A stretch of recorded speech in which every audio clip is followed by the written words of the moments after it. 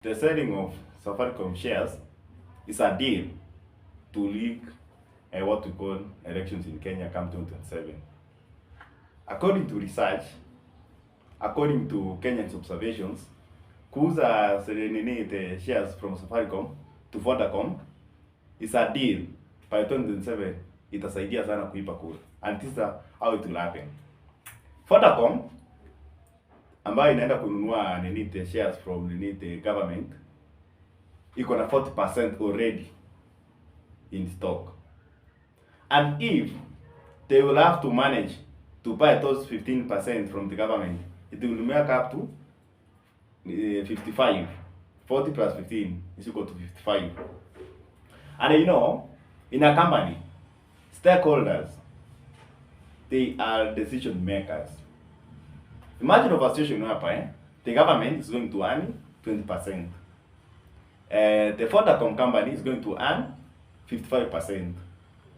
And the man behind buying this share, a company that is a consultative or consulting company, and inaenda kuchukua 3 billion for consultations and the legal and the other legal matters.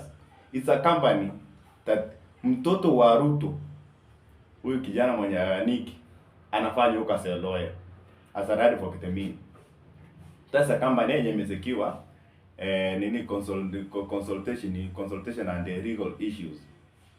The man who is a director in that company anaitwa somebody and Kawacha. It's an Indian guy. Na this Indian guy ndiye amekuwa kwa issue ya Adan deals yenye ilikuwa inafaa kujenga airport. Is a man linked to the share issues ambazo zinaendelea in Kenya now. The same guy amekuwa in 3 major scandals ambazo zinaendelea kusumbua kwenye sahi. And this the main guy bado amepewa consultative issues za the buying of Safaricom shares. Ikifika by 2027, Safaricom ndio inatuma results. Actually it takes part in transmitting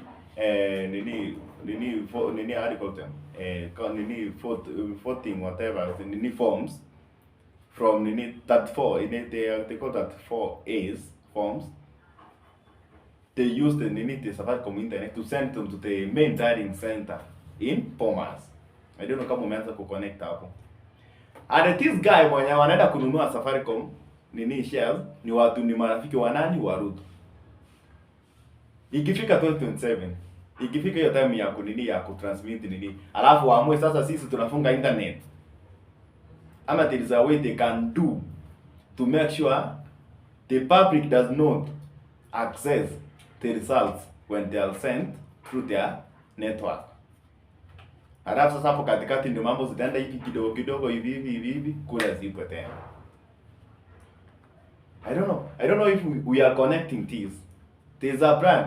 Kuuza Safaricom shares, it doesn't have anything to relating to having 100 billion. There's no mega project ambayo 120 something billion can do in Kenya. Most of that can only build 2 major stadiums or do at least 100 kilometers of dual way tarmac road in Kenya. You see? That cannot really assist. But you see, Ruto is fighting so much to make sure they release these Safaricom shares to an individual person. This individual person ni rafiki wake. Na hii company ndio inatumika kutuma results za kutoka kwa voting stations to the main tallying center. There is an issue of rigging of votes in Kenya come 2027. And that's one of the main ways ambayo ashafanya ashapanga is kwenda ku make sure we don't connect the issue of the sending of constituency, I don't know constituency starts to the main tallying center. Now itaenda kuleta issue kubwa sana because they are the network providers, and if they say there is something you will not access ama wasema kabisa they will not access ama watatumika kushare those itamaanisha watatuma hizi vitu in another way. Waamue kutumia Starlink. And the Starlink The other day actually they said now inaenda kukuwa regulated by Kenya laws. Kumaanisha you as individual owners of Starlink wenye wameshanunua in Kenya, they will have to present their details to the main offices in Nairobi, because they are on the current opened an office in Nairobi. Meaning it will also be regulated. Ikikuwa regulated, this guy also may want to intervene in a way that they cannot secure or maybe be given a chance alternatively to send the election materials or my election results to the main tallying center. Only Safaricom will win with this tender because it's a major company in Kenya.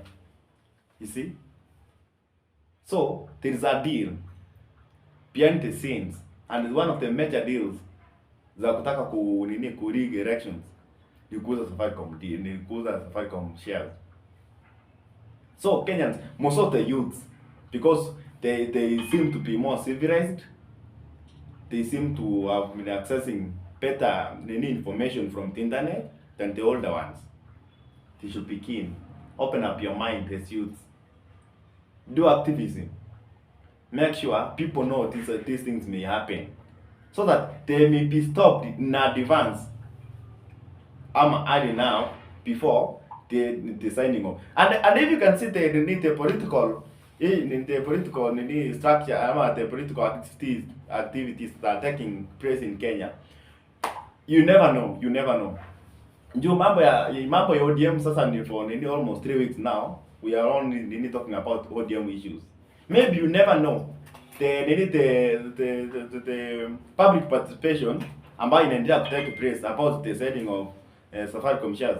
Maybe issues za ODM zimekuwa higher ama zimekuwa more considerable than the public participation ambazo zinaendelea in Kenya. So people are now diverting their mind to concentrate on ODM issues, forgetting about the selling of public ama whatever they call public property ama assets to individual ownership.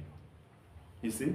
So some political activities may be taking place to divert the initial thinking of this major government programs in your corners. You see, Ruto cannot engage in anything that will not benefit him, and that's true. Ruto will never engage himself to something that they need to benefit. If you reflect back, the government of Kenya in 2023 proposed to own a land somewhere in Zambia, in South Africa, to plant maize. It was 20,000 acres. Square, I don't know, square or whatever they call it, in Zambia to plant maize. Hiyo mahindi wakati ilifunu, ilienda wapi? Mahindi ilienda wapi? Haikuwa ionekana. Secondly, wakati ikuonekana, later on ulianza kusikia stories za kununua mahindi. They imported 1 million. I don't know the import out they are planning to import 1 million metric tons of maize from Zambia to Kenya. You see, he cannot involve himself in something that will not benefit him. He will not. Na ukiona hao watoto wake wakitembea na gari za 50 million and 100 million plus, don't make it a joke. This man is planning to rig elections in any way possible. And he's taking the Ugandan ama the Tanzanian way. And wametumia in Tanzania, and never expecting something else from what was happening in Uganda and Tanzania. Because in Uganda they shut down the internet and all major all major TV stations, all sources of transmitting information to the public was shut down. Later, the opposition, the main opposition leaders were arrested in advance, and others were intimidated. They went to hide out in fear of their lives. You see, and that's the same thing. They were using the military and the police to oppress the opposition, to create fear, and that's the same thing that's happening in Kenya. Sifuna the other day in Kitengela was attacked peacefully holding a meeting with the Tengera residents, and he was attacked for no good reason.